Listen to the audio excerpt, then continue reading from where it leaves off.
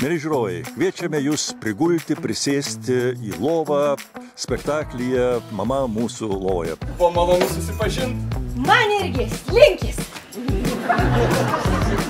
Tomas yra labai kuklus jaunuolis, iš labai kitokios šeimos negu šeima, kurioje jis atsibunda pirmą rytą. Tu pasakyk, kokia tavo nuomonė. Mano nuomonė tokia, kad man tai prasidės panikos priepuolis. Bet neblogos kojos.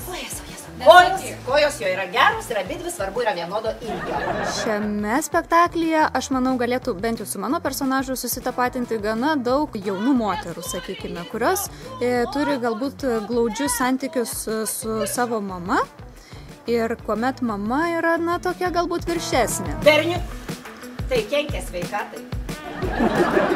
Šita šeiminėlė neeilinė, netradicinė, dėl to ji kažkokia kitokia, bet pačia gerąją prasme. Aš tai norėčiau, kad žmonės būtų laisvesni. Meilės ir taikos visiems. Žmogus ne visada yra toks, koks jis atrodo iš pirmo žvilgsnio. Sveikas atvykęs į mūsų šeimą. Viskas, kas yra su gyvenimiškom scenomis susijusiam su mūsų kasdienybė, ypač su meile, pateikta per truputį ironijos, truputį sarkazmo, su puikia aktorystė. Nepabijok to žodžio seksas, taip drąsino pasakyti.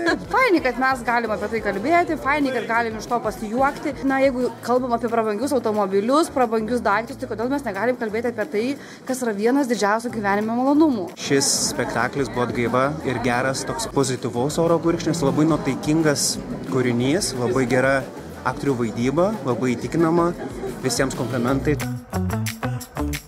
Mama mūsų lovoje. Domino spektaklis kviečia. Ateik.